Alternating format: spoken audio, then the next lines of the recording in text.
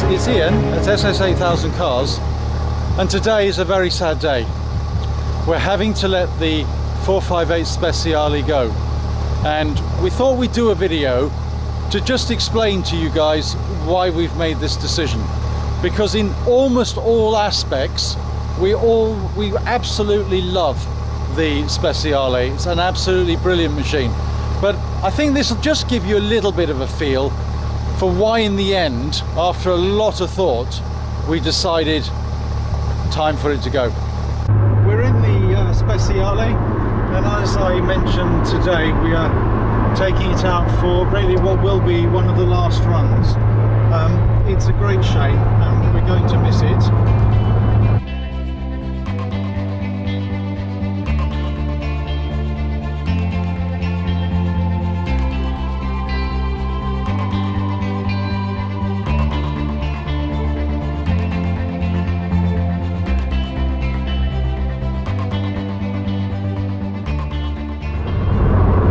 What's made this decision a little easier, I think, is because, as you can see, this car is left-hand drive.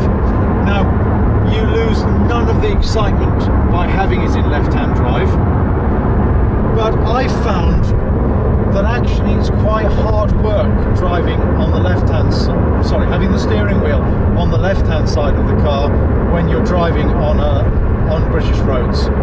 And I think ultimately I've used the car less because of that. Now, what you might say is, okay, well, why don't you buy a right-hand drive Speciale? And that's a very good point, and we looked at the options involved. So the Speciale right-hand drive new, or with very low mileage on the clock, so we're talking about less than 500 miles, they tend to be quite expensive, and to be honest with you, that takes the Speciale into the next group of cars, which is where the 675 lives. And the 675 McLaren, 675 LT McLaren, is just, performance-wise, is in a different league to this. It's in the same way as the GT3, the 991 GT3 RS is fetching 250, 260,000 now, when its list was 130. So I just think you have to have a mind on moving the game forward. And also, I suppose we've experienced this car now, and as a consequence of that, I sometimes think, well, you know, people on the channel are going to be interested in the next one, not necessarily another one of the same. So those were the main considerations. Now, there are a number of disadvantages to the Speciale, but the only one that really matters over and above the left-hand drive steering wheel position is the noise that comes into the cabin. Now, when I put the bumpy road button on, which smooths the suspension and allows you to go over bumps, it's very smooth. You know, it copes with all sorts of road surfaces. But as you'll see in a second, when we come on to the A3, you'll see that once we get above 40, there is a tremendous amount of road noise, and I have to raise my voice so you can actually hear me.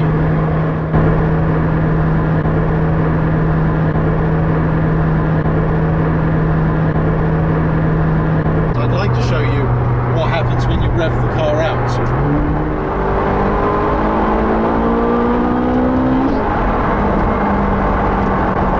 You know, there is something about this car that is so exciting. I'm definitely going to miss it. It's although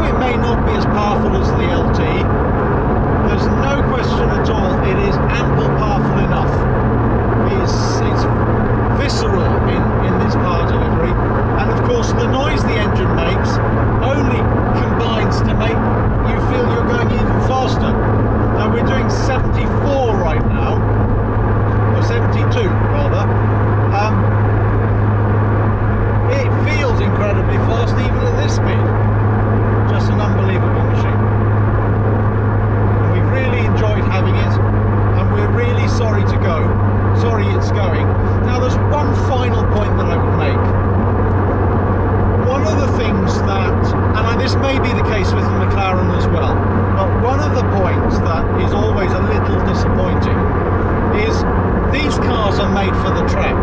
So it's really a 458 on steroids, which is designed with all the aerodynamics to go fast round a track. And I think I mentioned once to you before that at Chris Harris's 2014 end of year party, where he had the 918, the F12, the GT3, the M3, this was second fastest round the circuit, and it was only 2 seconds behind the 9118, which is a car costing 4 times as much. So I think that really does say it all. I think this car is track developed, and it is unbelievably fast round the track. But the point that I would make, if there was a point, is ultimately you lose something when you get back on the road again. Now, we've only had it on the track once, but when you get back on the road again, it's difficult to reach those highs, because quite clearly you're in license losing territory like that. So I hope that does give you just a sort of a feel for it, guys. Thought you might appreciate a quick look at the dash from the driver's perspective. I do, although you do have satellite navigation in this car, I love the way you can put up the huge digital miles per hour readout in the right-handed binnacle, as I'm sure you can see. It's just, what a fantastic driving environment. The excitement for your average driver is genuinely not all about speed. And we do actually try to drive sensibly. We try to drive within the speed limit. Can be quite, as you can see now, I'm struggling to keep it down around the 70 mark, but it is, you know, it's the speed limits are there for a reason. One of the things that is great in this car is the left-hand binnacle when you're in race, because in race you can see there is actually a excuse me just whilst I change gear. You've actually got a picture of the car which shows all the components. Now, I think I have covered this briefly before, but actually warm-up is red, so you're not meant to overuse the car when it's in warm-up mode, and basically green is go. So you can see quite clearly here we've got all our tyres and engine up to temperature, and we're ready to go. And then apparently yellow, I think those are the right colour schemes, is if you've overheated the engine. I'm not sure how you'd overheat the tyres, to be truthful, but if you've overheated the engine, and at that point in time you have to stop and let the car cool down. And the other thing that's interesting, although I hadn't noticed it, is it has the disc brakes as well, so you can clearly see they're up to temperature as well.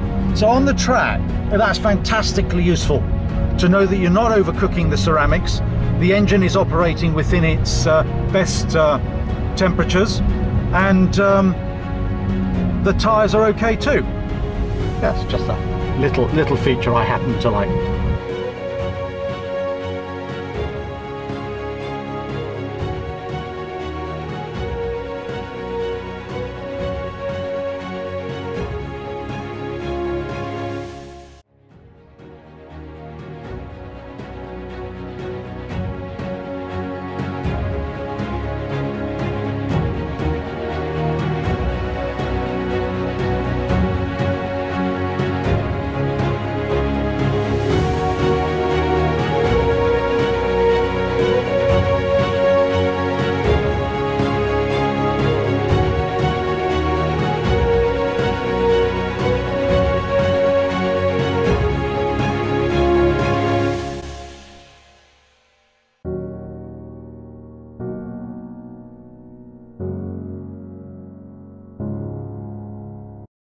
So it's Ian, a little sad Ian, from SS8000 Cars, signing off.